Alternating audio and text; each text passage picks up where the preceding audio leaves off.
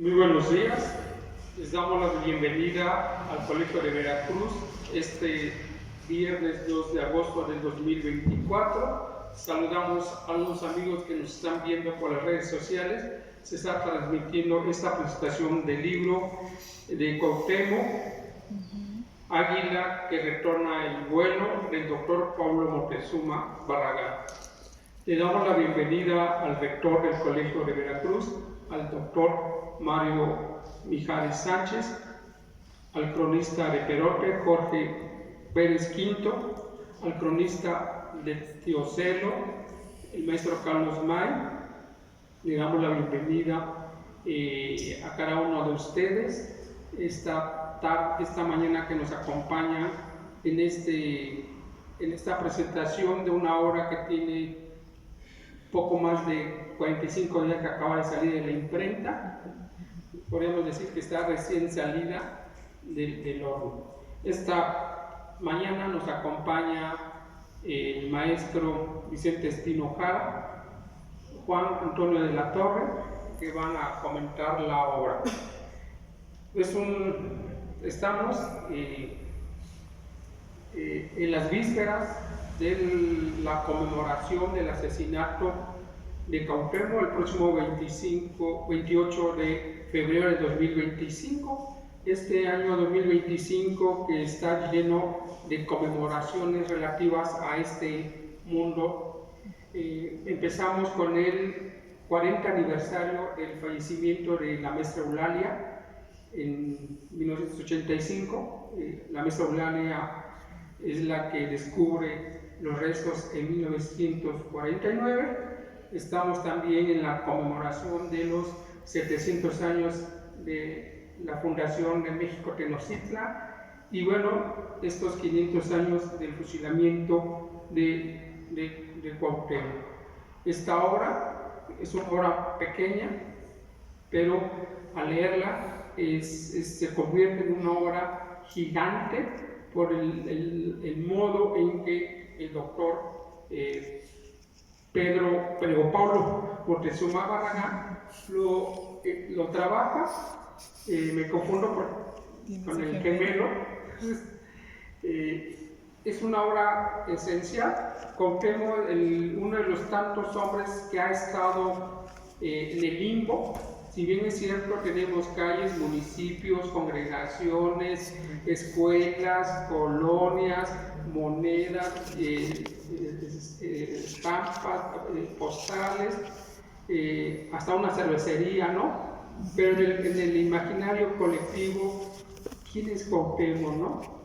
Lo que se sabe en la historia oficial, que le quemaron los pies, ¿no? De ahí se repite desde la primaria, la educación secundaria y bachillerato, pero no ha habido un estudio profundo como lo presenta el doctor Pablo Moctezuma Barragán.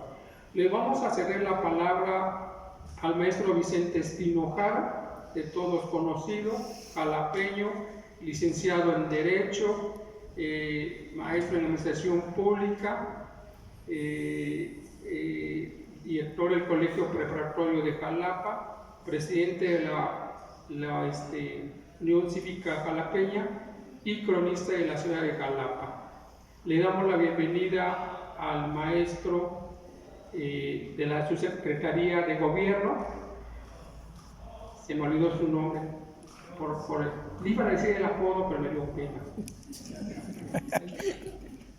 Maestro, sea usted bienvenido. Maestro Espino, le cedo la palabra.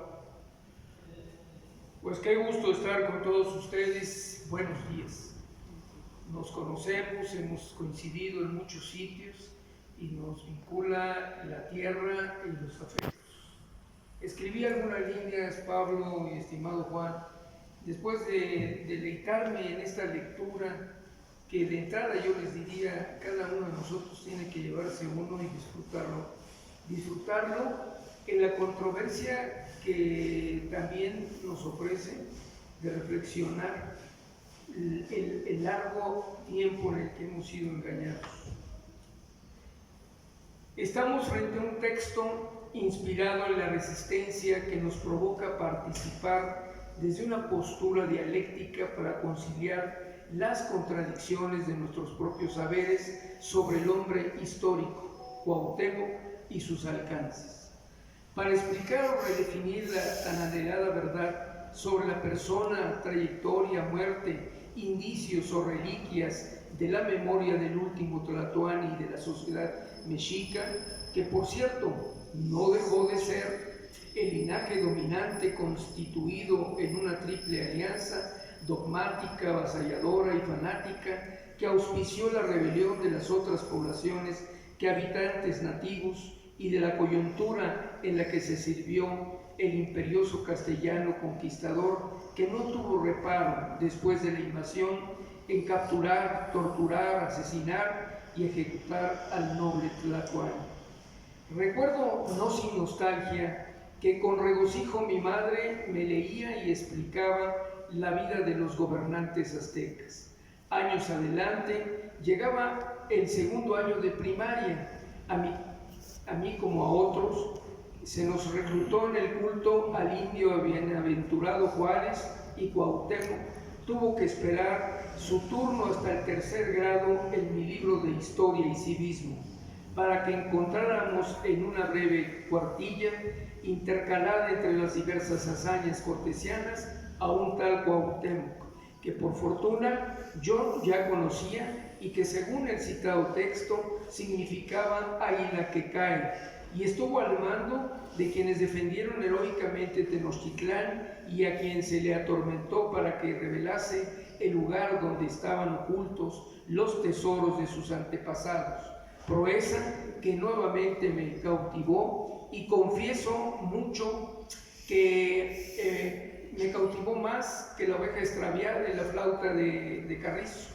Con esa reducida información deseaba entender qué había sucedido y cómo podía insertarme en lo que parecía ser otra leyenda novohispana que había sido surgida en la mente intrépida de la fantasía de don Antonio del Valle, cuyos relatos me asombraban, como a muchos de ustedes, en las revistas Tradiciones y Cuentos de la Colonia. Pero no fue así. Pronto tuve certeza de lo sucedido por voz de mi maestra de cuarto grado, y más cuando admiré su señorial escultura frente a la estación terminal de Buenavista, y después la comparé con la notable representación develada en el patio de la Clínica 11 del Instituto Mexicano del Seguro Social de esta ciudad. Con mayor edad leía a doña Eulalia Guzmán, la postura de Diego Rivera como la más protagónica, el reporte histórico La tumba de Cuauhtémoc, de Ángel Torres y González, los resultados opuestos de las comisiones formadas por el INAH por acuerdo presidencial. Consulté desde luego a Díaz del Castillo, a Luis González Obregón y Salvador Toscano Valle, le agrego ese dato. Estos últimos con sus dos versiones de los crímenes, así como la presumible incineración, y fue entonces que decidí por primera ocasión apersonarme en Ixcateopan y verme de frente con Cuauhtémoc. Qué exaltación me sobrevino aquel día.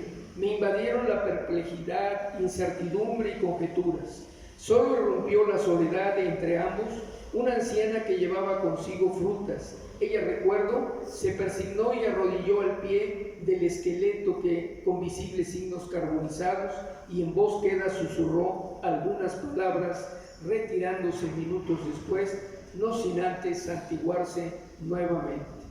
Después de ahí y de regreso a Tasco, concilié con Sócrates, porque, lo digo ahora, después de leer a Pablo, había quedado despojado de las verdades engañosas, pero dentro de mi pensamiento anidaba y aún se acoge el vehemente deseo que los quebrantados huesos colocados bajo el cristal de la solitaria urna pudieran corresponder al verdadero rey, señor Cuauhtémoc. Por una parte, toda la información de que disponemos y las declaraciones tan detalladas del admirado Eduardo Matos me predisponen razonablemente o epistemológicamente a descartarlo. pero mi espíritu, atrapado en el juego del mundo social al que pertenezco en la compañía de ustedes, me dice que buena parte de la identidad surge en las tradiciones que forjamos en las comunidades, con las interpretaciones, representaciones y oralidad con que queremos mostrar a otros nuestra propia identidad, lo que somos, en lo que creemos y el orgullo de estar engarzados a esa articulación cultural donde se vuelve prioritario escuchar y entender las circunstancias de los vencidos y reconocerles la dignidad que merecen por sus acciones, como lo hemos hecho aquí nosotros en Veracruz con los defensores de Cerro Gordo y como lo compartió de manera reveladora don Miguel León Portilla en su obra maestra Visión de los Vencidos. Y en voz alta pregunto, si nos paramos en el flamante Museo Nuevo del Cairo, los egipcios presuntuosos nos exhiben los cuerpos momificados de sus faraones y nos cobran por el acceso. En Moscú está el cuerpo de Lenin y los chinos, constató mi mujer, aún cuestionan el cadáver de Mao, el cadáver de Mao que rara vez dejan curiosear. ¿Y nosotros?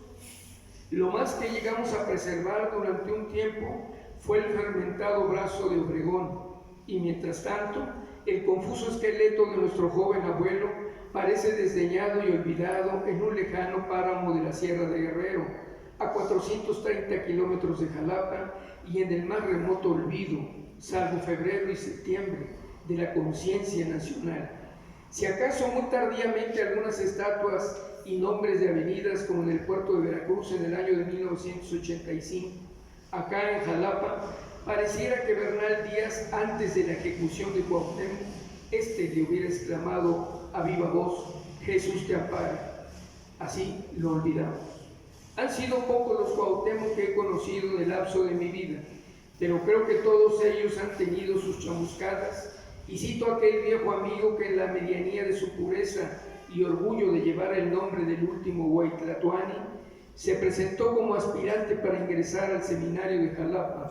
Obvio decirles las insensateces de que fue objeto hasta que, sometido, no le quemaron los pies, pero aceptó despojarse definitivamente de su nombre y llamarse el humillado Pablo. A escaso tiempo abandonó definitivamente el establecimiento, pero Pablo lo acompañó hasta su muerte. Díganme ustedes si no hemos estado atrapados en contradicciones y prejuicios banales en la construcción manipulada de nuestros saberes.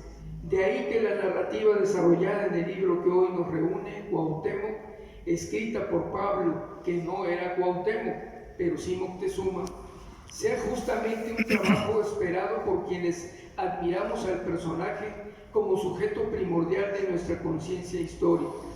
En su contenido se abren interrogantes desde el enfoque precuauhtemista o precuauhtémico, como él lo llama, que por cierto me gusta, porque entonces desvanecemos la Mesoamérica y lo prehispánico y nos ubicamos en un antes de Cuauhtémoc. ¿Cómo era esa sociedad? ¿Cómo vivía? Como él lo llama, hasta el siglo XXI. Se buscan puntos de referencia y se resaltan con gran acierto todos los momentos organizados en el índice para comprender ontológicamente, como señalé, el acontecimiento cultural Cuauhtémoc. En esa lógica, el narrador retoma el vuelo del águila que desciende aguerrida y nos presenta a Quiahuitl y a Huizotl, los padres de nuestro biografiado. Describe el hábitat y las circunstancias de lo cotidiano en el desarrollo del niño hombre. Nos hace recorrer por calzadas, edificios, acueductos de la espléndida metrópoli y Tenochca y las circunstancias que marcaron el destino del joven Cuauhtémoc, sus lazos familiares, la integridad absoluta de Moctezuma, sin dejar de recordar el fuerte lazo con el lugar de origen, Iztateopan. Se revisan las contradicciones, se hace un escrutinio de las decisiones y traiciones de Cortés, las omisiones, los engaños, complicidades y discursos para promover sus servicios colonizadores. El Es, querido público, una crónica que expone las manipulaciones ideológicas y la ambigüedad política, incluso educativa, en la que hemos sido domésticamente deformados como receptores de los procesos de divulgación en la verdad histórica. Los castellanos y españoles, empoderados colonizadores de su tiempo, los españoles americanos anteponiendo sus propios intereses hispanistas de casta, los nuevos mexicanos ocupados en la construcción de una identidad a modo. Para Juárez, la Reforma y el Imperio, los indios representaron una carga, y para asegurar el orden y el progreso, los indios muertos fueron más redituables, y entonces, en 1877, se llevó a escala monumental la figura artística de Cuauhtémoc, y después el neocolonialismo, y entonces afirma nuestro autor, Cuauhtémoc representa 500 años de lucha, primero indígena y luego también negra y popular, y nos convoca a que, conscientes de esta atroz realidad, luchemos contra lo adverso y desarrollemos una vida plena de bienestar. Es un texto que analiza las confrontaciones, promueve nuevas percepciones y centra la reflexión en la legitimidad de un Cuauhtémoc que, a manera de articulador histórico, se constituye en ejemplo para defendernos de las políticas neocolonizadoras, armonizar a la par del desarrollo universal, incluso confrontando hasta el último aliento, como lo hizo Cuauhtémoc. Amigos míos, después de esta lectura, no tengo duda que en Ixcateopan está el mausoleo de la memoria heroica del pueblo mexica, y si los fragmentos óseos fueran de tan diverso origen como lo afirman los negacionistas, ¿es acaso porque ellos representan los múltiples pueblos traicionados y sometidos? Allí disponemos de un altar a la memoria. Hagamos nuestra guardia cívica leyendo el libro y visitando Ixcateopan. Muchas gracias. Eso de Dios de Susana. La fecha 28 de febrero del 2025 estará en la agenda de los mexicanos, sobre todo en esta polémica que se ha desatado en la academia, ¿no? Ya el Colegio Nacional tiene una serie de conferencias todos los martes a las 6 de la tarde y discutiendo la figura de Cuauhtémoc. Lo organiza Marcos Moctezuma, no hay comisión, pero vamos a ver este debate que se va a dar en la academia en torno a la figura. Le cedemos la palabra al cineasta Juan Antonio de la Torre, que ha estado muy cerca de la obra y que tiene una trayectoria en el cine mexicano y que es uno de los habitantes de Jalapa en los últimos años. Hola, ¿qué tal? Buenos días todavía. Muchas gracias por la invitación, doctor Mijares. Muchas gracias, Vicente y Ángela. Les comento acerca de este trabajo que ha realizado el doctor Pablo Moctezuma. Este trabajo, este análisis, esta profundización que se realiza a través de este libro, termina por inducirnos prácticamente a todos a la investigación, a la búsqueda y a comprobar este preciso supuesto debate, porque un debate normalmente se presenta cuando hay pruebas, hechos directos, entre los cuales se puede deducir algo, ¿sí? Pero no se pueden utilizar los hechos para negarlos. Ese es lo curioso de este asunto. Se comprueba un hecho a través se niega el dato, se niega el hecho obvio y directo con terminología y palabrería y recursos totalmente inciertos, pero que justifican todo esto. Me permití hacer esta presentación. Entonces, Águila, Cuauhtémoc porque es un águila que retoma el pueblo.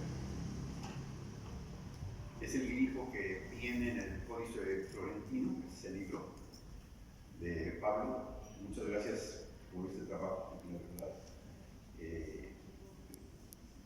Te compromete a seguir, a trabajar por nuestro México.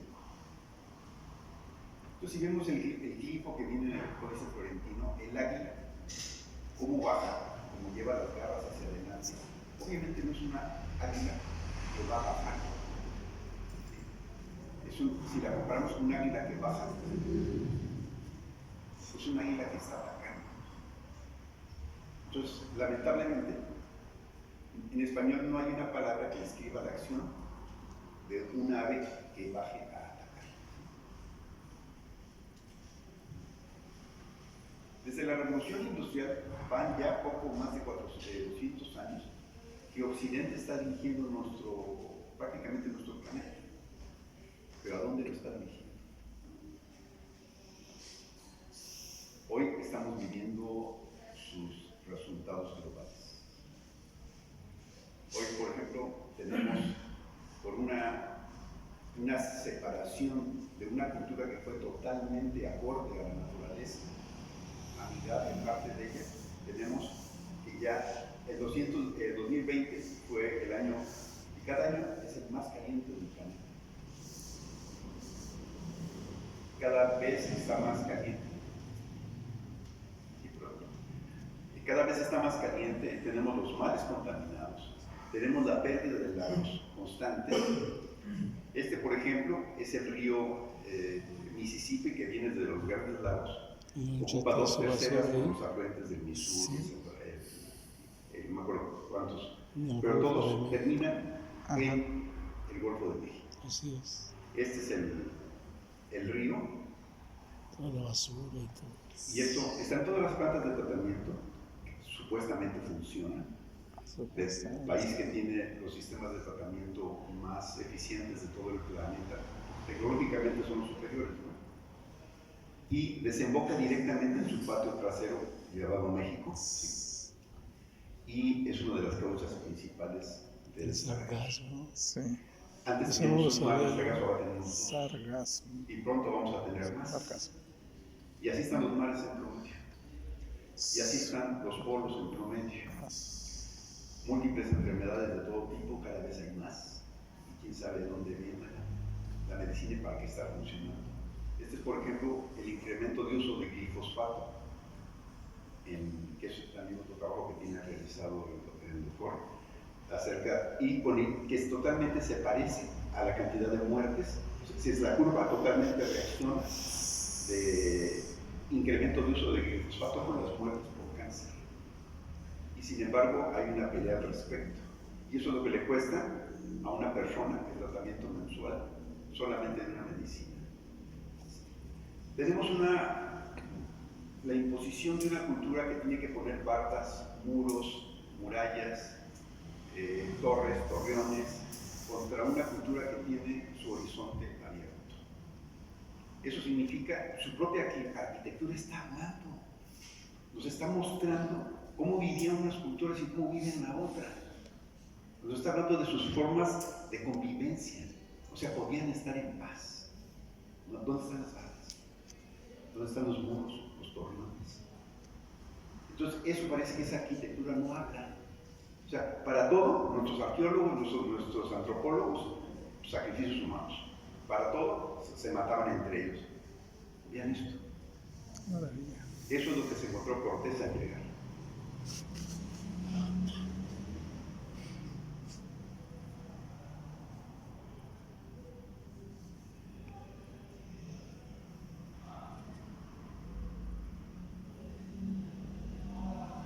Aquí se generaron en estas tierras 16 de los 24 considerados superalimentos del aguacate, que ahora los únicos que no lo podemos comprar somos nosotros. El maíz alimenta el 80%, viene el 80% de todos los alimentos del planeta. El frijol, y hay una serie de elementos de organización social que permitían que vivieran en plena comunión y en con su entorno. O sea, tenemos un ejemplo de dónde partir. Mientras estamos acabando el planeta, tenemos un ejemplo de una cultura de la cual estaba detrás este último gran Tlatoani, nuestro güey Tlatoani Cuauhtémoc. Podemos ver todavía cómo se organizan las sociedades, esa hermandad que aún hay, que solamente se ve en las ciudades cuando hay un terremoto. Pero eso es nuestro sentido comunal, que no es lo mismo que comunismo, es el sentido del afecto, donde había una sociedad, por ejemplo, que en este caso estamos hablando del Consejo de Mujeres, donde las mujeres tenían una participación constante y donde la madre de Cuauhtémoc, no recuerdo el nombre, Guaya de Italia. Gracias. Entonces formaba parte de esas formas de organización que tomaban, y sin embargo pues llegaron en el horizonte. Llegó este personaje, que fue Colón, y Colón, con él inicia todo este desastre, porque lo primero que pasa donde él llega es que todas las islas donde él llegó las dejó deshabitadas. Pues hizo un total genocidio en todos los lugares donde llegó. No sé si estuvieron viendo estos grabados que estaban durante el video. Estos son grabados de españoles, denunciando españoles, de lo que estaban haciendo los españoles. O sea, había gente que lo estaba denunciando y no estaba de acuerdo en España de lo que estaban haciendo los españoles que estaban aquí. Y esos los rescatamos hace como 10 años, esos grabados. Aquí es la llegada de Cortés. Estas son las supuestas rutas que llegó. Y su principal mecanismo, como describe el libro, es precisamente el abusar de esta bienvenida que le daban a todas las personas, esas formas diplomáticas de tratar a todas las personas que llegaban. Y una vez que estaban enfrente de los gobernantes, como Cortés sabía utilizarlos, inmediatamente secuestraba a los gobernantes, que en general eran gobernantes que se dedicaban a servir, a dar su vida al servicio, y por eso eran tan amados. Claro que si nos imaginamos un Salinas de Gortari, pues no nos hace, o sea, no podemos creerlo, ¿verdad? O sea, se nos borra esa posibilidad de que haya gente que haya podido dedicarse con todo amor, con todo cariño, a cuidar a los demás, a organizarlos. Porque como dice en su libro Pablo, dice que el nombre del que organiza a las personas, ya te agarré. Pero bueno, el tecutli, que viene también de tequio, ¿sí? El tecutli es la persona que organiza, no el que manda. O sea, es un concepto totalmente, por ejemplo, la hija de Moctezuma le decían tecuishpo, precisamente porque significa la hija del que organiza. O sea, no es la hija del gobernador, del emperador, no, es el que organiza. Entonces, ese tipo de terminologías son totalmente diferentes porque nos están imponiendo una visión comparativa de cómo se da en Europa, lo quieren imponer a cómo se vive aquí. Cuando todavía se percibe en nuestra forma de convivir, en lo afectuoso que es toda la gente en promedio, en México, ese calor que tenemos como amigos, como familias, como lealtades, pero nos han enseñado incluso, nos han impuesto a romper esas lealtades. Imagínense esta vista cuando llega este personaje. Y lo reciben, obviamente, con toda la diplomacia que es. Y una vez que está dentro, una vez que lo reciben, desde adentro lo secuestran. Y esto no pasó únicamente aquí, como lo describe el libro, puntualmente.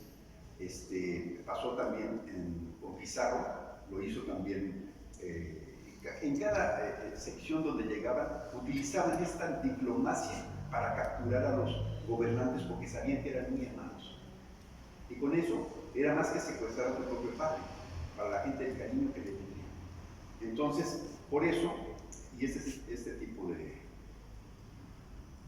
Por ejemplo, antes, era el discurso español, de que solamente 50 hombres o menos de 50 hombres habían llegado aquí y ahí está pisando una cabeza de un indígena. Eso está no me acuerdo en qué parte de España. En Extremadura, gracias. Con menos de 50 hombres, qué valiente, qué valeroso. Lograron dominar a todos.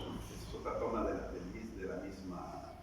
Y ahí está, con la cabeza cortada de un indígena, y esa es su presunción, por menos de 50 hombres fueron capaces. Pero ahorita está manejándose el discurso, ¿sí?, de que vinieron los españoles a salvar a todas las demás comunidades, a todos los demás pueblos periféricos a Tenochtitlán. Los españoles vinieron a salvarlos de los salvajes y terribles aztecas. Y esto que vienen, ahorita sí van a observar ustedes que están dándole mucho auge a las personas que publiquen esto. Van a ver, y toda la gente lo empieza a pensar, ¿no? Es que los tenían sometidos a todos y hay un coraje acumulado a través del tiempo y lo están incitando. Actualmente están generando esa división para que haya la máxima que también viene en el libro: divide y vencerás. Entonces están aplicándolo a nosotros. ¿Por qué? Necesitan fragmentarnos. Entonces lo están haciendo efectivamente, y por eso es tan importante este libro, por eso es tan importante el sentir de este libro, porque nos viene a destellar la raíz. Nos viene, por ejemplo, a veces nos queremos desconectar, ¿sí?, de lo que está sucediendo, como que eso pasó atrás, hace muchísimo. Bueno, este libro se llama Son esclavos en el archivo de las notarías. ¿De dónde creen? Ese es aquí de Jalapa. Es este libro. Si leen cualquier página de este libro, se horrorizan de lo que dice. Y van a Y ya encontrar se murió, ¿verdad? aquí apellidos que posiblemente tengamos nosotros, del notario que notario, del esclavo que fue esclavo, o del esclavista que esclavizó. Quisiera leer alguno de ellos, pero la verdad son espeluznantes, porque además lo dicen una normalidad. O sea, la verdad sí es. Me lo evito. Pero esto es, ¿hace cuánto? Y están las notarías. Y esto es nada más hasta 1800, porque todavía se acuerdan los personajes. Y se acuerdan en los periodos de ellos quién era este otro personaje. Sí, en tesis doctoral. Ese es claro. ¿Hace cuánto terminó eso? 1970. Todavía eran esclavistas. Manuel Parra. Entonces, no pasó hace poco, está sucediendo y estamos todavía dentro de ese ciclo que tenemos que empezar a retomar lo que fuimos antes. Porque si lo tenemos en nuestro ADN, somos parte de esta forma que no tiene nada que ver con por el norte más que nada. Esto, el 14 de mayo de 1424, llegó el fierro que nos grabaron en la frente, traído desde España y autorizado por el rey, viene también en el libro. Y con pero se ubican al personaje. Sus dos consuelos. Escribió este libro. Es el fundador del sistema educativo. Entonces, lamentablemente, estamos hablando de que no podemos, él es un hombre de su tiempo. Él es un hombre que le correspondía ese concepto que él tenía en la educación. Entonces, obviamente ya estamos viendo que es otra cosa. O sea, es hombre de su tiempo y merece el respeto. Pero no podemos dejar de ver este tipo de cosas. Está muy bueno. Entonces, La porque ponencia, ahora sí, este está grabado muy visible ya no para lo los tenemos por fuera, estudiantes. Sí, lo tenemos por dentro. para aprovechar. Es peor porque no lo vimos. Entonces, y además defendemos a muerte el herraje. O sea, cuando decimos, yo soy, dentro de más europeo parezco, más orgullosos de siempre. Pero bueno, todo este show que nos estamos creyendo, cuando tenemos en nuestras raíces un ejemplo impresionante incluso para reanudar la reactivación del planeta, y vienen esas páginas de alguna manera sutilmente desglosado, porque es más fácil que nos sigan engañando aceptar que fuimos engañados. Entonces, la descolonización es sacarse a Colón de la cabeza, jalones. ¿Y de dónde viene? Pues la verdad, las universidades deben tomar su función para descolonizar, pero no de palabra, sino de esencia. Lo tenemos en las farmacéuticas, lo tenemos en los sistemas médicos, tenemos tanta medicina, prácticamente toda la medicina que tienen en Europa es algún tipo de medicina que se llevaron de aquí y allá la patentaron. Le sacaron el ingrediente activo y ya lo patentaron. Y ya es un fármaco grandísimo. Y bueno, aquí tenemos los medios, tenemos la religión, tenemos, a veces el gobierno actúa como colonizador, 500 años que llevamos de conquista, tenemos el malinchismo, tenemos el racismo, el machismo, la imposición, las series de televisión y las transnacionales que son las que están detrás de todo esto. Y ahí tenemos todo para allá. Y nosotros estamos de alguna manera fomentando el eurocentrismo. De tal manera, por ejemplo, tenemos cualquier cosa que se encuentre, esto escucha, son para sacrificios humanos, ¿no? Esas ollas, no, también son, y así dicen, los aztecas utensilios para sacrificios humanos, cualquier olla. Entonces, todos esos sacrificios humanos. ¿Sabes? Me pregunto yo, ¿quién haciendo otra cosa? Esta es la iglesia de Santa María de la Asunción en Iztacalco. Es otra vista de la misma iglesia que me invitó a visitar el doctor Pablo, que también lo visitaste otra vez. Es una belleza. Bueno, aquí tenemos a la doctora Eloria Guzmán haciendo entrevistas. Esta persona, cuando aquí en Iztacalco resulta que empieza a correr el rumor, ¿sí? Porque aparece que encontraron, tenían noticias de que estaban ahí ubicados los restos de Cuauhtémoc.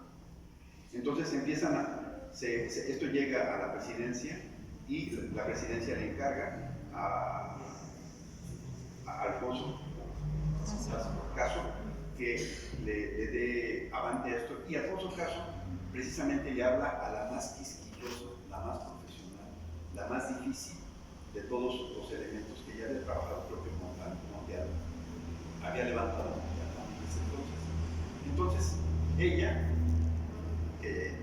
se dirige, ella es Eulalia Guzmán, la escogieron por minuciosa y quisquillosa para que a la primera, ya, cualquier cosa que encontraran, adiós. Y se trae a un experto en mecánica de suelos. ¿Por qué se llevó un experto en mecánica de suelos? Pues para verificar que no hayan metido antes o durante un tiempo previo algo allá abajo donde van a excavar. También se trajo un experto en metales del Banco de México para poder determinar, en caso de encontrar metales, de qué fecha data.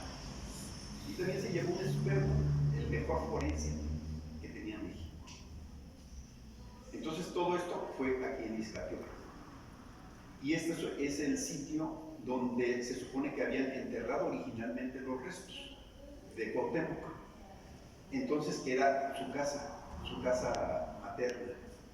Entonces, pero de aquí, cuando llega Motolinia, se supone que Motolinia, buscando a Juan de Tector, porque es bueno, aquí me estoy brincando un montón de historia que viene narrado en el libro. La verdad es que hay que leer. Viene cómo se trasladan donde matan a Cuauhtémoc, lo matan cerca de Tabasco, ya casi colindando con el Usumacinta. Y ahí lo cuelgan, lo asesina directamente, tiene 24 años. Entonces, Cuauhtémoc, él lo reta, ¿por qué no haces un enfrentamiento directo? ¿No? Pues, lo manda y lo ahorca. Después, los restos, varios compañeros de Cuauhtémoc se regresan, se le escapan. Decir, por ejemplo, que fueron desde Tenochtitlán hasta el Usumacinta, se dice fácil. Pero la cosa es que Cortés no podía dejar solo el gallinero, porque toda la misma banda de sus propios generales se podían adueñar de lo que ella había conquistado.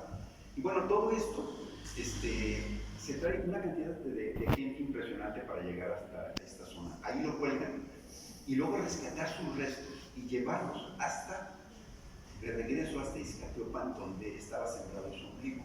Y ahí estaba sembrado su ombligo. Cuando ya años después llega Motolinia buscando los restos de Juan de Tecto, el oidor del rey, que también había matado a Cortés, les pregunta, no sabemos dónde están sus restos, pero aquí están los restos de Cuauhtémoc. Entonces ellos saben que no los tengan ahí, porque si se enteran los españoles los van a desaparecer. Entonces, ¿qué hizo? Le sugirió que los enterraran donde menos los buscarían los españoles, abajo del altar de una capillita que apenas estaba iniciando, que después se volvió esta iglesia, que es esta iglesia, ya vista de arriba, está abajo del altar exactamente. Entonces, pero todo eso estaba en el imaginario colectivo, en la narración popular, pero nadie sabía que existían documentos escritos por Motolinia. Esos pues fueron guardando generación tras generación muchas personas. Y resulta que imagínense ustedes que de repente tienen un país que tiene 2 millones de kilómetros cuadrados. Y de esos 2 millones de kilómetros cuadrados, esos documentos y esa narrativa, dice, está en tan solo 3 metros cuadrados. O sea, en esos 2 millones de kilómetros cuadrados, en 3 metros cuadrados está ubicado eso. Y resulta que se hace todo es largo explicar todo lo que viene en este libro tan hermoso, pero donde escapan, donde dicen los documentos y donde dice la tradición, ahí están los restos. Entonces, cuando Eulalia Guzmán dice, aquí están los restos, y sí es, porque además trajo al forense, el forense ve que tiene el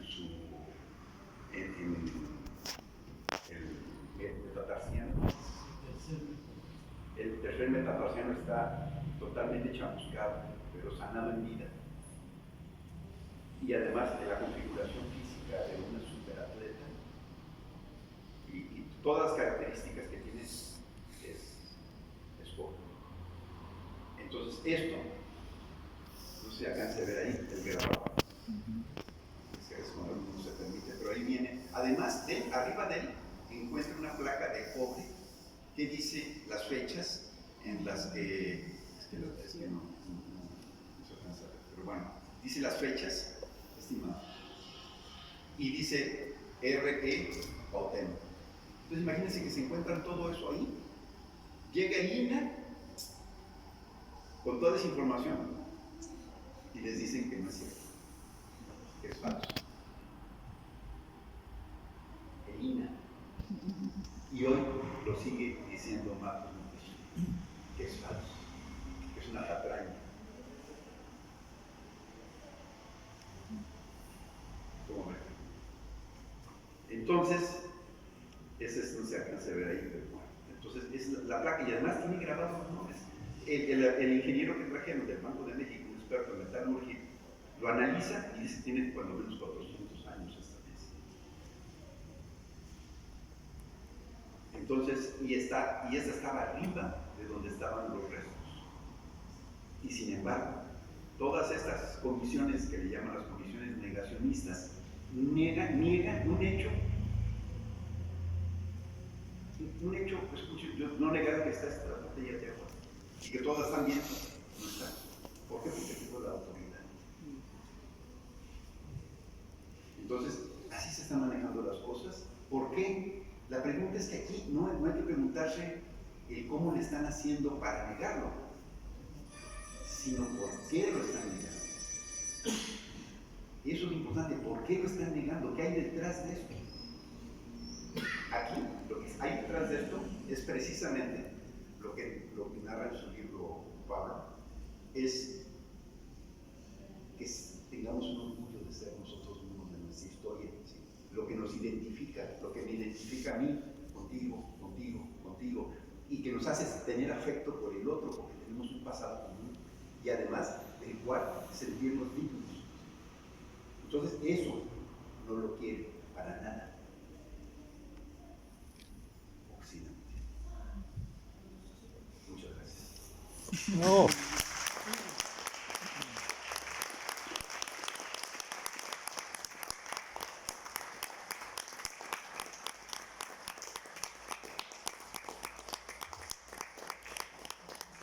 Claro. Le cedemos la palabra al doctor Pablo Moctezuma Barragán, con un largo historial en publicaciones, más de 40 publicaciones. El currículo es muy extenso, mejor lo dejamos hablar y que nos comente de esta aventura, de esta obra que se va a convertir en un clásico en el siglo XXI para reencontrarnos con esta historia de resistencia. Tiene la palabra. Muchas gracias, querido amigo doctor Mario Raúl Mijares. Fuimos compañeros hace 50 años nada más en la Facultad de Ciencias Políticas y Sociales de la UNAM. Maestra Laura Elizabeth Bello Reyes, Ángel Rafael Martínez Alarcón, cronista Vicente Espino Jara, amigo Juan de la Torre, muchas gracias por la invitación a exponer sobre este tan interesante tema el día de hoy. El 28 de febrero se cumplen 500 años del asesinato de Cuauhtémoc. Esto nos lleva a conmemorarlo, pero no nada más a Cuauhtémoc, a la civilización que él representó, porque él murió defendiendo a la nata. Y esta civilización ha sido una de las más grandes de la humanidad. Existen 5 civilizaciones originarias: la china, la Mesopotamia, la del Valle Hindú, la inca y la de la náhuatl, que son sociedades humanas completamente originarias y que habían logrado grandes avances como el que la gente tuviera el sustento a su disposición en cada calpulli. Hay que entender la organización en el Anáhuac, porque cuando llega la invasión europea, ellos lo que hacen es traslapar todo lo que era la civilización euroasiática y lo aplican aquí. Entonces hablan de imperios, señorío, reyes, emperadores, cuando aquí había un modo de organización totalmente diferente. Para empezar, aquí no había propiedad privada. La gente vivía en calpulis, que eran grandes unidades familiares o clanes, y en cada calpulli sembraban sus propios alimentos, como lo mostró Juan: maíz, frijol, calabaza, chile. Entonces, en cada lugar tenían su base alimenticia garantizada.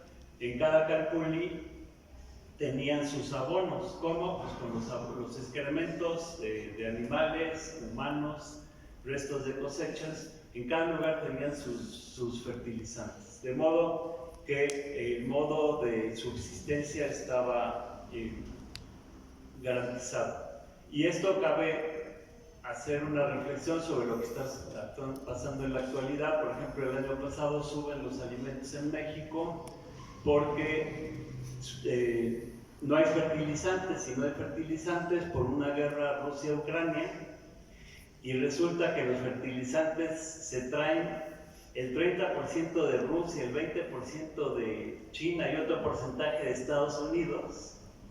Además son fertilizantes químicos que producen cosechas los primeros años, pero destruyen el cielo, el suelo, contaminan el agua, el aire, en lugar de que cada comunidad genere sus propios fertilizantes. Cada calpulli, además de tener esta base alimenticia, tenía una especialidad. algún tipo de producción o de actividad. En algún calpulli sembraban flores, por ejemplo, hablo de Azcapotzalco porque soy de Azcapotzalco y conozco mejor. Por ejemplo, hay uno de los calpullis en Xochitl, que es lugar rodeado de flores, porque ahí producían flores. Estos calpullis, los españoles luego los bautizaron como barrios y les pusieron un nombre cristiano, pero es muy diferente un barrio a un calpulli, porque en los calpullis eran unidades familiares, en cambio los barrios era ya hasta la actualidad gente que vive ahí por cuestiones de trabajo, económicas y no necesariamente familiares. Entonces estos barrios tienen origen prebautémico. Por ejemplo, Santa Lucía Tomatlán, ahí producían tomates. Por ejemplo, San Simón Pochtlán, ahí eran los poztecas, ahí eran comerciantes.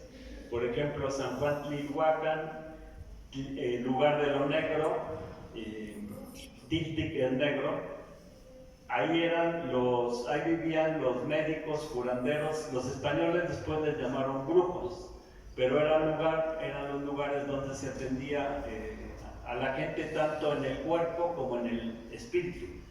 Tenían una concepción más integral, más holística, que actualmente ya se está recuperando, que no separa las enfermedades físicas de la cuestión mental espiritual. En fin, cada calpulli además tenía su propia especialidad. Por ejemplo, en Azcapotzalco, en San Miguel Amantla, ahí eran orfebres, trabajaban la pluma, el oro, la plata, etc.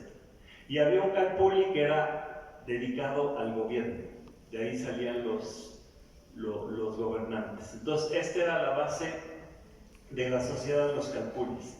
Los calpullis se hermanaban en lo que llamaban Ignuyot. Ignuyot quiere decir hermandad.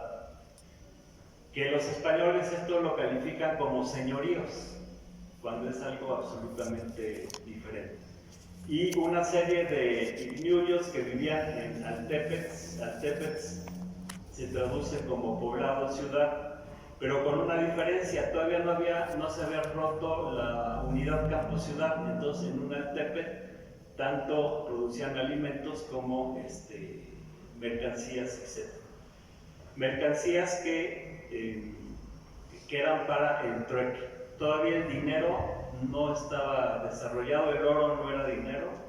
Valía tanto un hermoso adorno de plumas como un hermoso adorno de oro.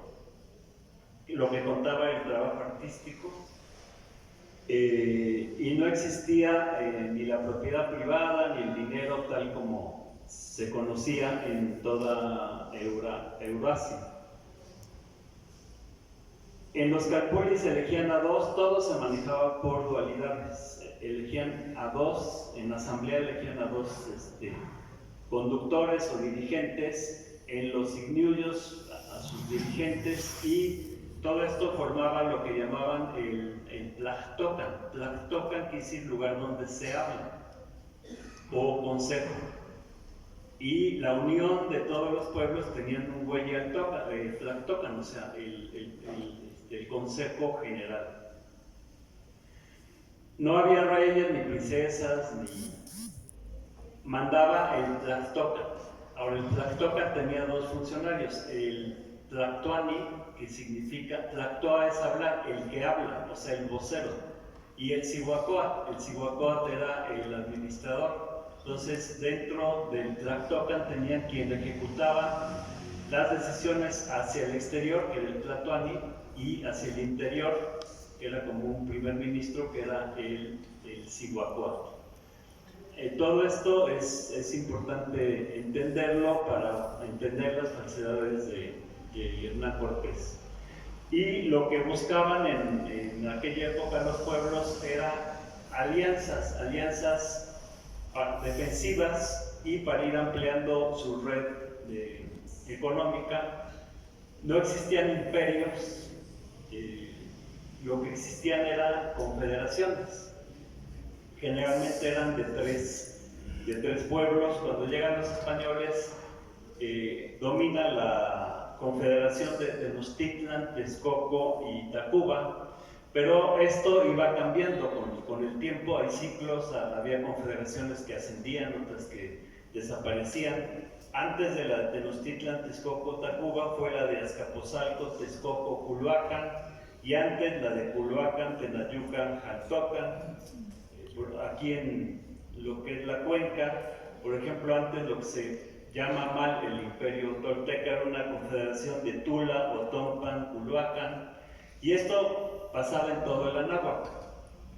Anáhuac quiere decir lugar rodeado de agua. Atl es agua, Nahui es 4, Atl lugar. Entonces todo el Anáhuac abarcaba desde el norte de lo que hoy es México hasta Nicaragua. Nicaragua quiere decir Nican Anáhuac, hasta donde llega el Anáhuac. Entonces también en otras partes del Anáhuac había triples confederaciones. Por ejemplo, entre los mayas estaba Uxmal, Chichén Itzá y Mayapán. Entonces esta era la forma de hegemonizar. También había una triple alianza de Tlaxcala, Huejotzingo y Cholula. De modo que lo que buscaban algunos pueblos pues era fortalecerse, aliarse con otros para prevalecer. Así entendemos la alianza de Tlaxcala, Huejotzingo y Cholula con Hernán Cortés. Ellos tenían enfrente a la triple alianza México-Tenochtitlan-Tacuba, no eran integrantes de esta alianza. Esta triple confederación tenía 30 pueblos aliados. ¿Qué eran estas confederaciones? Pues eran redes políticas, comerciales, militares, donde el que entraba a esta confederación pues tenía que pagar un tributo, pues como en todos lados hay que pagar un impuesto, una contribución para que funcione esta, digamos, esta red. Pero había otros pueblos como Tlaxcala, Huejotzingo, Cholula que no estaban en esta confederación. Los modos de guerra también cambiaron muchísimo y esto fue algo que ayudó a los invasores españoles, porque aquí, como decía Juan, pues cuando llegaba un visitante lo recibían pacíficamente. Antes de una batalla tenían 3 pláticas. Los meses eran de 20 días, entonces platicaban, si no se ponían de acuerdo tenían la segunda, la tercera plática, y si no se ponían de acuerdo, el enfrentamiento era al mes, a los 20 días, en un lugar, hora predeterminada por ambas partes, como un encuentro deportivo. Y no se mataban, en las batallas no se mataban, únicamente hacían prisioneros. A Hernán Cortés lo agarraron 5 veces, pero como no mataban, pues llegaron a rescatar los suyos, ¿no? Entonces, bueno, era un sistema totalmente diferente a lo que existía en Eurasia. Hernán Cortés llega de Europa pues con la intención de apoderarse del territorio y se aprovechó de estas costumbres.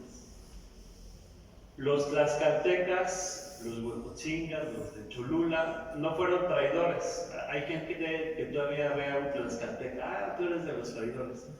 No existía una nación, existían 200. Y cada pueblo era libre de hacer sus alianzas, de pelearse de frente o de aliarse, en fin. No hubo ninguna traición aquí. El único traidor fue Iztlizóchitl, que él era de Texcoco y traicionó a Texcoco y a la Triple Alianza. Pero fuera de él, no hubo traiciones. Ellos actuaron en la lógica de aliarse con este nuevo grupo, los españoles, para lograr una nueva hegemonía, según Luz Ansel Anáhuac. Y esta nueva hegemonía, pues seguir las costumbres, pero sobrepasar a la Confederación de México, Texcoco y Tacuba. Esta era la lógica de los que se aliaron a Hernán Cortés. Nunca se imaginaron, bueno, fueron traicionados porque ya que ganó Hernán Cortés no les dio nada a sus supuestos aliados. Al mismísimo traidor Iztlizóchitl ya cuando ganó, pues le dio 3, 4 pueblos, pero de los 20 que ya pertenecían a Texcoco. Entonces Cortés se apodera de todo, y no Cortés, sino que todo queda a nombre de un rey que vive a 9,000 kilómetros y que de pronto se vuelve rey y señor de toda la tierra, dueño del suelo y del subsuelo. Entonces los aliados de Cortés jamás pensaron que esto iba a suceder, porque aquí durante 1000 años no había pasado nada similar. Entonces, bueno, así se entiende que algunos pueblos se hayan aliado con Hernán Cortés, y hay que decir pues que decenas de pueblos estaban aliados con los mexicas y con los texcocanos y los de Tacuba. Hubo elementos, porque se explica el triunfo de la invasión española por estos aliados indígenas que tuvieron, pero elementos fundamentales para entenderlo, el principal pues fue la epidemia que trajeron de viruela, que bueno, no sabemos si era guerra bacteriológica o no. Es sabido que en la Edad Media usaban aventar leprosos a los acuíferos o gente infectada a través de las murallas. Era una técnica ya desde el medioevo meter virus, bacterias para atacar al enemigo. Entonces, no sabemos si conscientemente o no trajeron estos enfermos de viruela. El caso es que hubo una epidemia tremenda que diezmó a los ejércitos de Cuauhtémoc. El mismo Cuitláhuac murió invicto, jamás pudieron derrotar a los españoles. Este es un factor. Otro factor pues era la superioridad militar. En Europa eran, bueno, y con respecto a esto de la viruela, aquí nos perjudicó la limpieza. Aquí la gente era muy limpia en extremo. Diario se bañaban, diario limpiaban, era una sociedad muy limpia. A diferencia de la europea. En europea no se bañaban. La reina Isabel se jactaba que se bañó 2 veces en su vida, cuando la bautizaron y cuando se casó. Por eso inventaron los perfumes, para tapar la peste. No tenían drenajes, aquí había drenajes. Los desechos orgánicos pues los canalizaban a lo que hoy es Cuitláhuac, hoy es Tláhuac, que se llamaba Cuitláhuac. Cuitláhuac quiere decir, Cuitla es excremento, porque ahí procesaban los excrementos para producir abono natural. Mientras que en Europa abrían la ventana, no había drenaje, abrían la ventana, aventaban los desechos y gritaban ¡aguas! Y ahí van. Por eso inventaron gorros muy amplios, ¿no? Por si les tocaba la de malas que les cayeran estos desechos. Entonces, bueno, Europa era una ciudad muy sucia, había sufrido pestes como la del siglo XIV, en la que se murió 1 de cada 3 europeos. Entonces, bueno, dentro de la guerra bacteriológica, a ellos les benefició ser muy sucios y tener todas las defensas que aquí no tenían. La otra cuestión pues era la diferencia en armas. En Europa eran muertos de hambre y muy violentos. Aquí incluso pues la gente estaba muy bien alimentada. Cuauhtémoc medía casi un 80, la gente era alta porque estaban muy bien nutridos. En Europa no. Si ustedes van, o bueno, yo creo que varios ya hemos ido a museos donde hay armaduras de españoles o de franceses y eran unos enanitos. De modo que aquí había una civilización que tenía ciertas ventajas, pero otras no. En lo militar, allá habían desarrollado el armamentismo, tenían cañones, fusiles.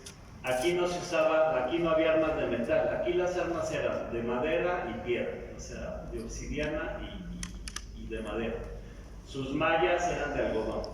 Entonces, enfrentándose con un español en un caballo, el caballo tenía su armadura. Por cierto, aquí no había caballos. Los caballos surgieron aquí hace 2 millones o 3 millones de años y se fueron a Asia y de Asia a Europa. Pero cuando llega la invasión no había caballos. Entonces un español con un caballo, con su armadura, el español con la armadura, con su fusil, con su pica de acero de 1 metro, pues contra 30 indígenas, pues era como poner a un tanque contra 30 soldados mal armados, ¿no? Entonces esto también influyó. También sus técnicas, tenían perros para devorar gente, entrenaban perros para devorar gente, y una de sus prácticas era aperrear a la gente, o sea, le aventaban el perro a la gente y lo mataban. Entonces, bueno, en cuanto a esta técnica militar, pues había mucha superioridad en Europa.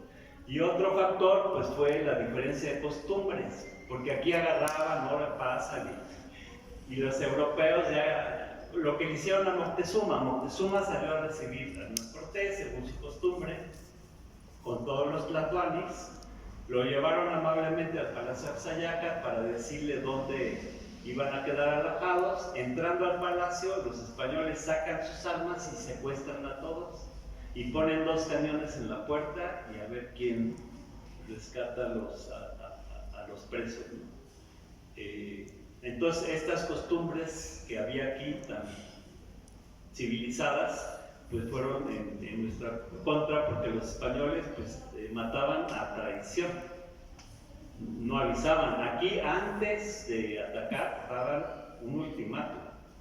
Moctezuma preso, hay un texto en Bernal donde se ve claramente que Moctezuma le está declarando la guerra a los españoles, porque le dicen: bueno, hemos colegiado a los señores, tal, que mejor se vayan, y porque si no se vayan los van a matar. Entonces yo les aconsejo que se vayan o se os va la vida en esto, tal. Era una declaración de guerra, pero Bernal cuando lo escribe como un chisme de Moctezuma. Andan diciendo que ya mejor se vayan porque los van a matar. En fin, este también fue un factor fundamental para la derrota. Y desde luego que entre los pueblos había envidias, había agravios que aprovecharon los españoles. Hernán Cortés estudió muy bien quién contra quién, cómo, cuándo, y lo aprovechó a la perfección. La historia de la invasión, que bueno, no le llaman invasión, le llaman conquista. Que bueno, conquista hay conquista amorosa, hay conquistar la cima de una montaña. Conquista es un logro, cuando lo que hubo aquí fue una vil invasión, un genocidio. Cuando vemos lo que está haciendo Israel en Palestina, pues me acuerdo mucho de lo que hicieron los españoles. Los españoles no dejaron piedra sobre piedra, así como están haciendo en Gaza los israelitas. Y masacraron a la población. Bien decía Juan que en las islas del Caribe acabaron con toda la población. Vayan ustedes a Puerto Rico, a Cuba, a Trinidad y Tobago, a Jamaica, a cualquier isla del Caribe, no hay indígenas. Hay negros, hay mulatos blancos, pero no hay indígenas porque los mataron a todos. Y había alrededor de 8 millones. Bueno, esto también se explica por el tipo de españoles que vinieron, porque nosotros y nosotras tenemos mucho respeto por los españoles. En España hay gente de trabajo, gente de lo mejor, grandes filósofos. Han venido españoles a ayudar muchísimo a México, como fue los republicanos que llegaron acogidos por el gobierno de Lázaro Cárdenas. En España estaba gente de bien, de trabajo, y allá se quedaron, pero ¿quiénes vinieron? Hay que entender que en aquella época eran muy ignorantes en Europa, creían que la Tierra era plana y que al alejarse de las costas el agua se iba calentando hasta hervir, luego caer en un precipicio y todos se morían. Todos los marineros no querían embarcarse a las famosas conquistas. Entonces, ¿qué hizo la reina? el 1 de mayo de 1499 saca un decreto, Isabel, diciendo que todos los presos por asesinato, robo, violación, que tuvieran pena de muerte o largas condenas, quedaban libres si se unían a las expediciones. Todos los que llegaron a estas tierras fueron puros criminales, locos, fascinerosos. Entonces, bueno, una cosa es lo que son los españoles de bien y otra cosa es los que vinieron aquí a cometer crímenes. Tenían prácticas absolutamente aberrantes. En Cuba, por ejemplo, cuando Bartolomé de las Casas llega a una población con Nicolás de Obando y de repente hacen una matanza terrible, pues él se indigna y se mete sacerdote y luego se va a España a denunciar los crímenes que ve aquí. Lo mismo Antón de Montesinos, allá en la Española, un domingo le dijo a los españoles que se iban a ir todos al infierno por lo que estaban haciendo y se fue también a Europa a denunciar los crímenes. Tenían prácticas como poner en fila a las mujeres embarazadas, ya con un avanzado embarazo, para competir a ver quién de un espadazo mataba a la mujer y al bebé. Eran verdaderos criminales. Cuando llegó Hernán Cortés a estas tierras había como de 25 a 30 millones. En 1650 hubo un censo que daba 1.200.000, o sea, de cada 15 personas murieron 14. Un verdadero genocidio. La cuestión es que cuando se escribe la historia de la conquista, pues la fuente es Hernán Cortés o los cronistas militares. Y bueno, aquí hay que entender una cuestión. Había una ley en aquella época que databa desde el siglo XIII, las leyes de Alfonso el Sabio, le llamaban la ley de las 7 partidas, que decía que quien conquistara sin permiso del rey, pena de muerte. Y Hernán Cortés no tenía permiso del rey. Ustedes saben bien que Hernán Cortés salió huyendo de Cuba. No tenía permiso ni del virrey de Cuba, Diego Velázquez, ni del rey. Diego Velázquez le había dado el permiso de venir a costear, como habían hecho antes Hernández de Córdoba y Juan Grijalva, nada más a costear. Pero cuando se dio cuenta que Hernán Cortés estaba juntando mucho abasto, armas, gente, le quitó ese permiso. Entonces Cortés huye, todavía se roba un barco en Santiago de Cuba y llega aquí a invadir. De modo que Hernán Cortés, cuando escribe sus cartas de relación, no podía decir la verdad, porque le costaba la cabeza. Y había otra ley en aquella época que era la ley de la guerra justa, que decía que los españoles no podían llegar y apoderarse de otro pueblo, de otras tierras, etc., a menos que hubiera una tiranía. Entonces, cuando Hernán Cortés se sienta a redactar sus cartas de relación, y bueno, él había estudiado leyes en Salamanca, había sido notario en Española, hoy Santo Domingo y Haití. Entonces era una gente muy, muy hábil. Hagan de cuenta un Salinas de Gortari cualquiera, o sea, gente muy, muy pila, ¿no? Entonces, él todo lo que escribió, de lo que escribió no podía inculparse, no podía escribir un renglón que lo inculpara, porque a todos los españoles les hacían un juicio de residencia.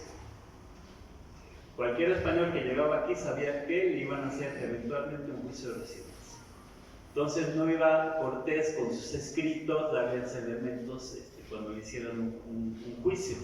Entonces Cortés escribió pues que él llegó aquí y lo confundieron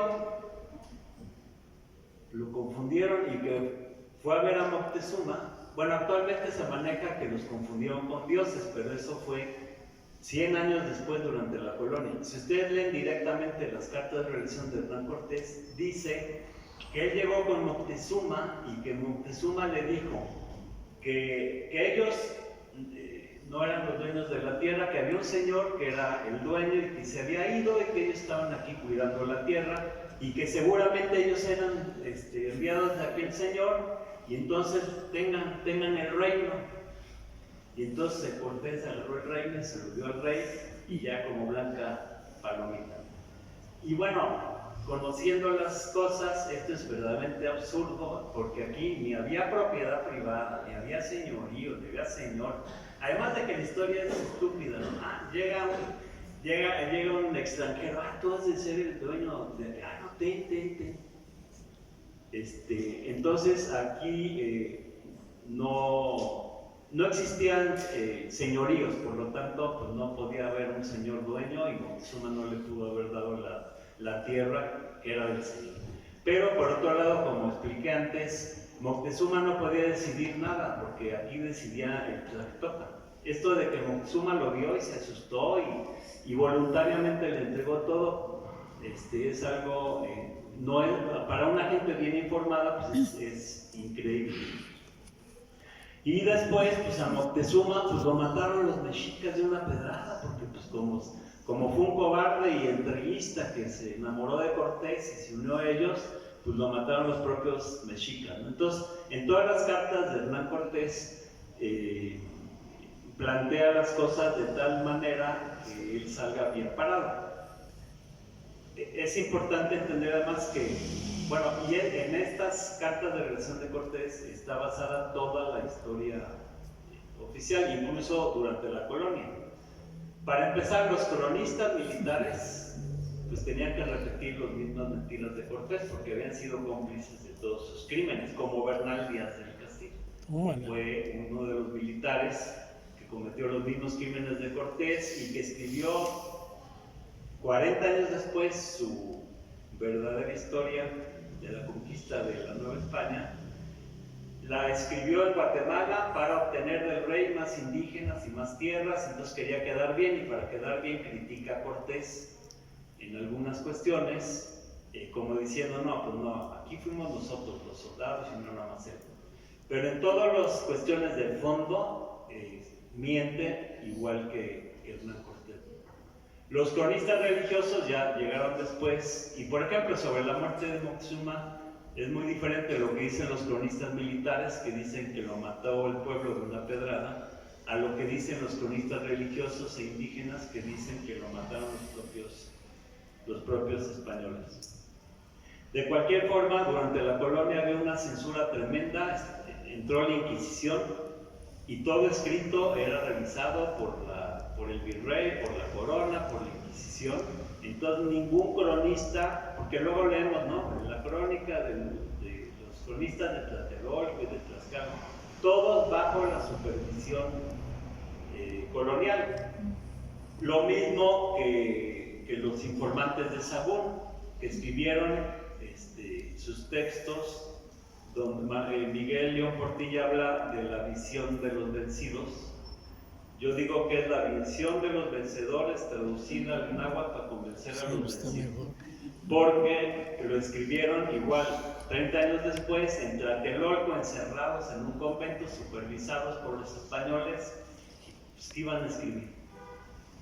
Y si alguien se salía de León, como por ejemplo Carlos Ometostri, un nieto de Nezahualcóyotl, que quiso seguir su cultura, pues Fray Juan de Zumárraga lo quemó vivo, nada más y nada menos. Entonces mejor calladito me veo más bonito. Entonces toda la historia que se escribe en la colonia está en esta óptica de las cartas de Hernán Cortés, y desgraciadamente hasta la actualidad.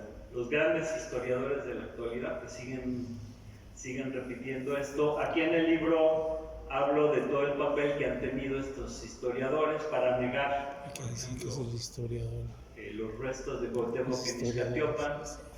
Todos ellos, empezando por Alfonso Caso, que fue el primero que por encargo del presidente Miguel Alemán negó el descubrimiento de Eulalia Guzmán. Todos ellos, hasta Enrique Kraus y Matos Moctezuma, son miembros de la Academia de la Historia Mexicana, que es sede, su matriz está en España. Y que fue creada en 1919 para defender la hispanidad y la religión católica y tal y cual. esa escuela es la que incluye y es la que domina a Lina. Entonces, es una visión totalmente hispanista la de estos académicos, que son los más prestigiados en la actualidad. Entonces, bueno, esta historia falsa pues, se viene repitiendo hasta el día de hoy en el 99.4% de los textos. Hay algunos autores muy importantes que se los recomiendo, que han estudiado mucho a todos los cronistas, sus contradicciones, etc. Uno de ellos es Ignacio Romero Vargas Iturbide, y otra es Eulalia Guzmán. Y bueno, hay algunos otros autores muy rescatables, ¿no? Gonzalo Aguirre Beltrán, en fin, hay varios que aquí vienen en la bibliografía. Pero en lo esencial se están repitiendo las mentiras que escribe Hernán Cortés en sus cartas. Por ejemplo, la primera carta la escribió el 10 de julio del año de 1519, pero desapareció, no existe, no se encuentra. Entonces unos dicen que se perdió y otros, mal pensados como yo, nunca la escribió. Escribió la segunda y al rey le dice que ya había habido otra carta, pero la segunda carta la escribe hasta octubre de 1520. A Moctezuma lo mató el 1 de julio del 20. Y la carta la escribe en octubre, o sea, tenemos julio, agosto, septiembre. Y entonces ya después de que cometía sus crímenes, Hernán Cortés se sentaba cómodamente a armar sus historias. La caída de Tenochtitlan fue el 13 de agosto del 21. Su siguiente carta le escribe en mayo del 22, ya en Coyoacán, muy tranquilo. A Cuauhtémoc lo mata el 28 de febrero del 25 y la carta la escribe el 13 de septiembre de 26. O sea, tuvo 1 año y medio para inventar su historia. ¿Y qué es lo que inventó? Pues que Cuauhtémoc, pues que empezó a conspirar en contra de él y que los iban a matar a todos, y entonces él tuvo que llamarlos y interrogarlos y pues tuvo que ahorcarlos, ¿no? Cuando pues la verdad es evidente, o sea, Hernán Cortés no podía matar a Cuauhtémoc en Tenochtitlan, se lo tenía que llevar a 1000 kilómetros, a la selva. Es más, él llega a Iscancana, que es donde lo mató, pero no lo mató y se lo llevó con un grupito a Teotitlac, y ahí fue donde lo ahorcó. Y entonces la historia de Cortés es que pues que se enteró que andaban ahí diciendo pues que los iban a matar a todos. Entonces, pues ni modo, pues tuvo que estar. Cuando lo que sucedió fue un vil, premeditado y descarado asesinato. Entonces no podemos aceptar. El otro día de una conferencia de Matos Moctezuma y titula Juicio y ajusticiamiento de Cuauhtémoc. O sea, lo juzgaron, lo encontraron culpable y lo ajusticiaron, cuando lo que fue un asesinato premeditado y a sangre fría. Y no solo ahorcó a Cuauhtémoc, ahorcó a Tlaquepaquetzal, Tlatoani de Tacuba, y a Cuauhnacoch, Tlatoani de Texcoco. ¿Por qué? Porque había una triple alianza y Cortés lo sabía. Cuando mata a Moctezuma, no nada más mató a Moctezuma, esa noche mató a decenas de prisioneros. Mató a Moctezuma y también mató a Cacama, que era el Tlatoani de Texcoco, y a Totoquihuatzin, que era el Tlatoani de Tacuba, porque aquí había una triple alianza. Además, bueno, mató a Fray Juan de Tecte. En su historia que le escribe al rey, Hernán Cortés dice que ahorcó a Cuauhtémoc y a Tlaquepaquetzal, y no menciona que también ahorcó a Cuauhnacoch. Y desde luego no menciona que mató a Fray Juan de Tecte. dicen pues, que se murió de hambre en el camino. Y bueno, aquí es donde podemos ver cómo estaban todas sus jugadas. Él no podía escribir que mató a Cuauhnáhuac, ¿por qué? Porque él era de Texcoco y Iztlizóchitl, su mejor aliado, era su hermano. Entonces, ¿cómo iba a llegar Iztlizóchitl a Texcoco a decir que había matado a su hermano? Entonces, mejor Cortés omite que también mató a Cuauhnáhuac. Y Fernando de Alba Iztlizóchitl, el tataranieto, escribe que a Cuauhnáhuac lo iban a ahorcar y ya cuando lo iban a ahorcar vino Iztlizóchitl y lo rescató, pero pues se murió al día siguiente porque ya estaba muy maltratado. Entonces, bueno, aquí vemos claramente pues cómo la juega. Es muy interesante todas estas cuestiones para los mexicanos en la actualidad, para nuestra autoestima, para tener orgullo de nuestra identidad, de nuestra raíz, no seguir pensando que somos unos salvajes sacrificadores. Aquí hay varias cuestiones. Por ejemplo, Hernán Cortés escribe, y ahí viene la cita en el libro, le escribe al rey que a él no vio ningún sacrificio humano, que porque los prohibió, decretó que ya no había sacrificios y ya no vio ninguno. Esto es absurdo, es como si los gringos invaden Irak y decretan ya nadie fuma y al día siguiente ya nadie fuma. O sea, una costumbre y no se puede erradicar por un decreto. Cuando los españoles hablan de los sacrificios humanos, siempre hablan de me dijeron, oí, entendí. Hay una cita de Bernal que dice que él vio cómo mataron a 6 en el Zócalo, pero resulta que estaba en Tacuba. Y bueno, los que vivimos en la Ciudad de México, pues de Tacuba al Zócalo son 12 kilómetros. ¿Cómo Bernal pudo ver desde Tacuba un sacrificio humano en el Zócalo? Cuando cercaron Tenochtitlan, le cortaron el abasto de alimentos, de agua. Todos conocemos esa crónica donde dice que estaban muriendo de hambre, no tenían que comer, comían grama salitrosa, corteza de árbol, polvo de ladrillo. ¿Y por qué no comieron carne humana? Si todos los libros dicen que eran diario hacían sus banquetes con carne humana. O sea, en el peor extremo de necesidad, ¿por qué no comieron carne humana? Ah, no, dicen otros, no, es que nada más se comían a los extranjeros. En Tenochtitlan había barrios extranjeros. Pero bueno, es otro tema, el de los sacrificios humanos. La cuestión es que siguen queriéndonos meter esta idea, ¿no? De que nosotros somos los violentos salvajes y tienen que llegar a rescatarlo.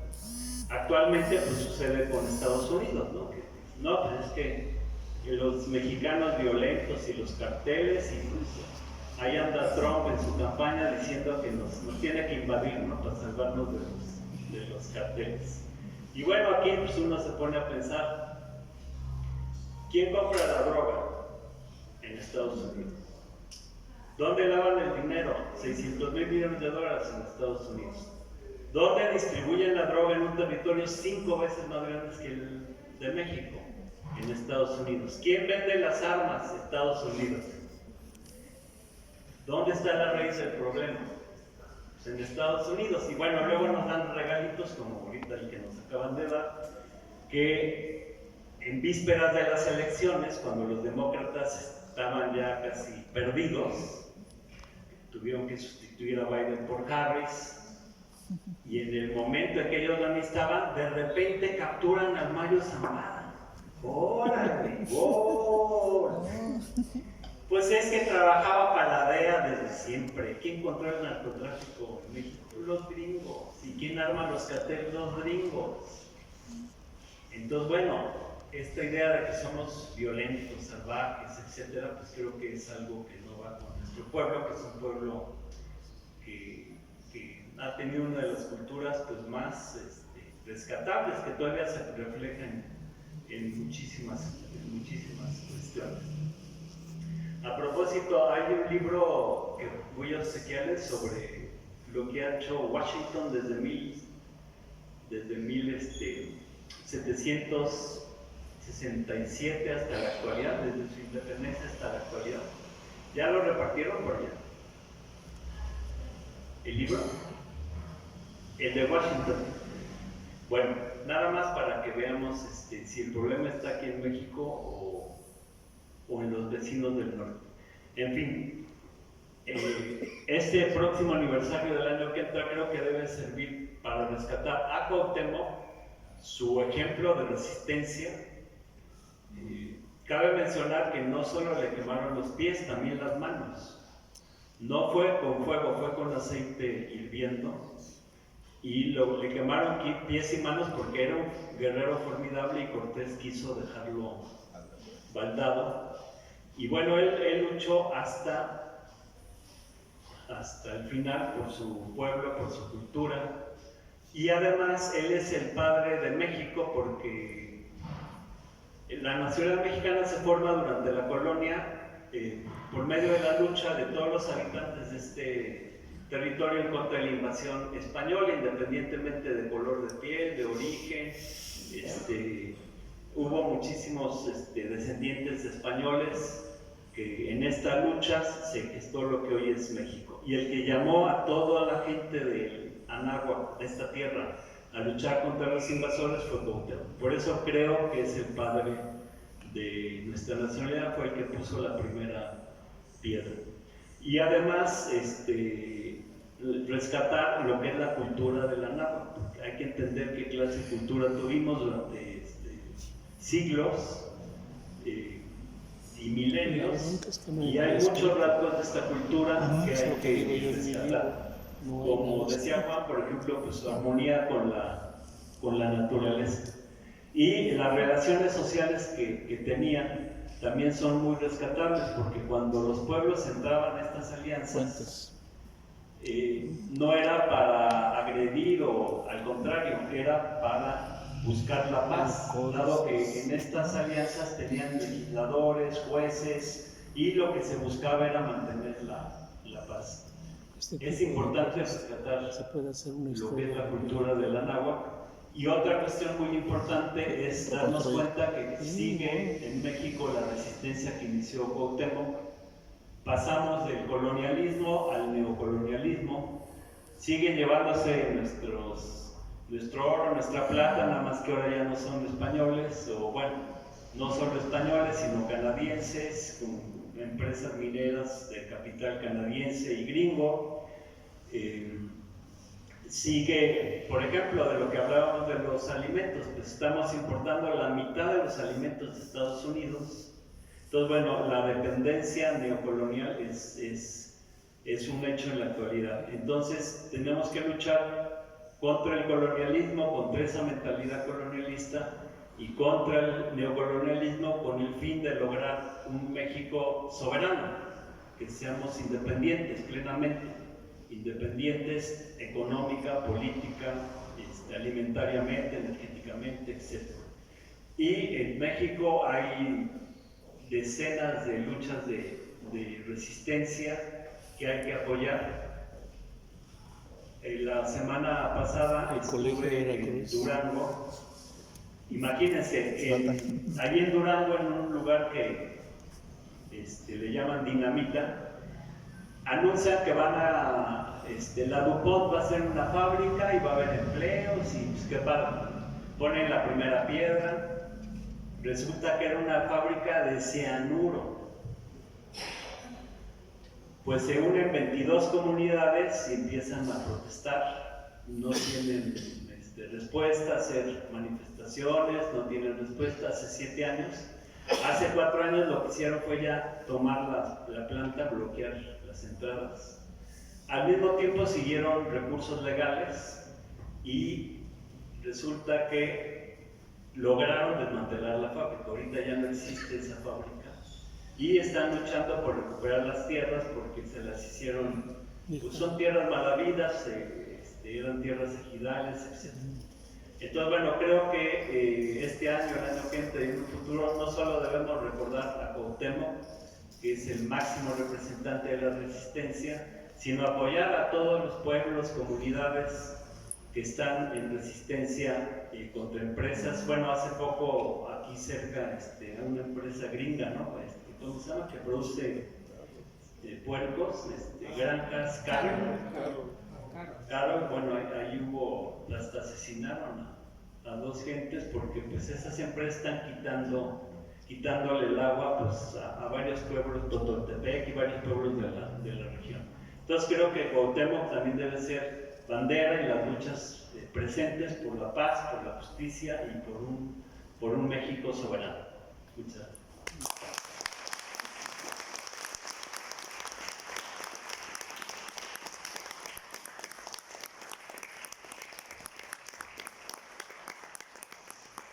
Muchas gracias por esta cátedra. Habrá tiempo para preguntas. El doctor Pedro Jiménez, del Instituto de Investigaciones Históricas, por favor, le pasa el micrófono.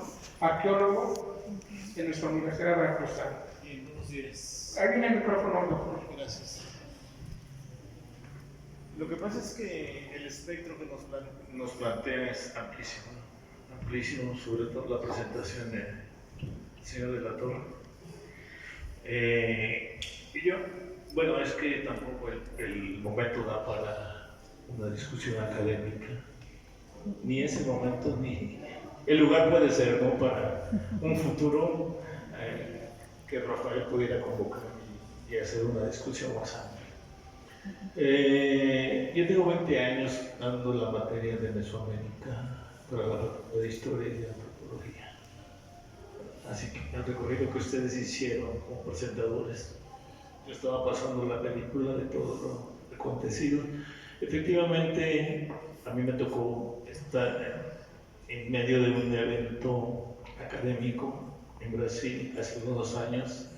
Brennan es el Picasso brasileño y él hizo esculturas relacionadas con Machu Picchu, Atahualpa Yupanqui, y la masacre también ocurrida aquí en Mesoamérica, México, Mesoamérica, y les llamó culturas masacradas, precisamente por todos los acontecimientos de los que ustedes han hablado. Y bueno, hablo muchas cosas porque de las cosas que ustedes hablaron, desde el Calpulli, desde la no violencia, la mezcla del producto de lo que somos hasta la actualidad. Me quedo en tres vertientes, que sería la indígena, la conquista española y la negritud, porque finalmente es de lo que somos, producto de esas tres. No menciono más, pero sí hay otros grupos raciales que han llegado a México, ¿no? Y efectivamente, tanto Brasil, el patrón de comportamiento del brasileño como del mexicano es eso. Traemos el astre jalando de la conquista. Yo veo a mis compatriotas, yo incluyendo, como nuestro patrón de comportamiento es muy similar. Brasil por los portugueses y nosotros por los españoles. Pero no todo el panorama es negro. Hay que ver también la otra parte, de que en la conquista no solamente nos llegaron criminales, también nos llegó gente sabia,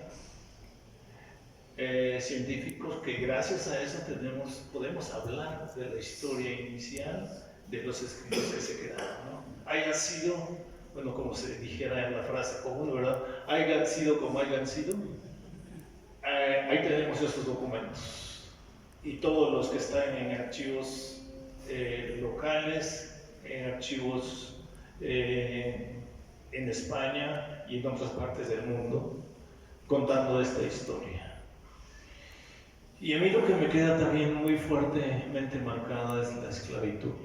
Bueno, primero el trato que le dieron a los indígenas, la manera en que fueron tratados, como dice Josefina Vázquez, eran animales sin alma, así eran tratados. Y los negros también posteriormente fueron tratados de la misma manera en todo el continente, porque fueron 10 millones de negros esclavos negros que llegaron para trabajar en los campos de cultivo, y 5,5 se quedaron en Brasil y los demás distribuidos en el continente americano, incluyendo México, Veracruz, porque aquí la negritud la tenemos muy fuertemente marcada, sobre todo en el puerto. seguimos respirando esclavitud en toda América Latina. Seguimos respirando. Hay gente en Brasil que todavía está marcada a fierro como herencia de esta relación con el esclavismo. Aquí tenemos, también existe una frase de todos los que son descendientes o herederos de esta esclavitud. No es parte final, porque finalmente la esclavitud continúa de otra forma. La relación de los apellidos, que son muy fuertes, y los tenemos muy claros. Aquí en Veracruz no tenemos detectados el mercado de esclavos. Yo estoy buscando esa parte donde se comerciaban los esclavos, ¿no? Hay que trabajar fuertemente sobre la esclavitud, sobre y usted lo tocó, sobre ese racismo que tenemos en México fuertemente arraigado contra el indígena, contra el otro, contra el indígena. Y creo que no se vale como mexicanos que somos, pero somos muy racistas, muy clasistas, y creo que es una parte que nos retiene y que nos queda en esta sociedad y que no estamos compartiendo. Los que sabemos un poquito más, no estamos compartiendo todos esos conocimientos con el otro, pues. Mi lema siempre es ayudar al otro. Yo creo que todos los mexicanos, hablando de derechos universales, todos los mexicanos tenemos derecho de tener un plato de comida caliente en nuestras casas cotidianamente, y claro, eso no ocurre. Eso no ocurre y todos lo sabemos.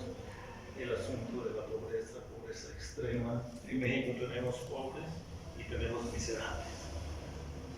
Y eso, las estructuras gubernamentales, bueno, ahora se voltea a ver un poquito el indigenismo.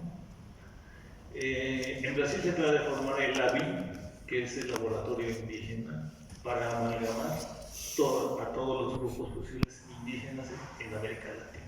Y sobre eso estamos trabajando y creo que es necesario hacerlo. Yo insisto en que esa parte académica tenemos que tocarla, realzar a estos personajes olvidados en la historia. Se habla de la conquista, se habla de la llegada de los conquistadores a Quiahuistla, Cierro ya, pero también no hemos tocado la parte del cacique gordo de Zempoala, que jugó un papel muy importante. Esa parte nadie la toca. Perdón, sí. La siguiente rápido para que tenemos que ir a desayunar. ¿Me dejan hablar? Un minuto. A los veracruzanos no nos fue tan mal con la conquista, porque recuerden que los españoles andaban buscando desde siglos atrás la verdadera cruz, andaban buscando la copa esta del bebió Jesús, el último vino, y su prepucio que le habían cortado a los 8 días de nacido. Nos pusieron el nombre de veracruzanos porque pensaron que aquí habían encontrado la verdadera cruz, o el recuerdo de Veracruz, pero nos podríamos haber llamado ahora divinos prepucianos.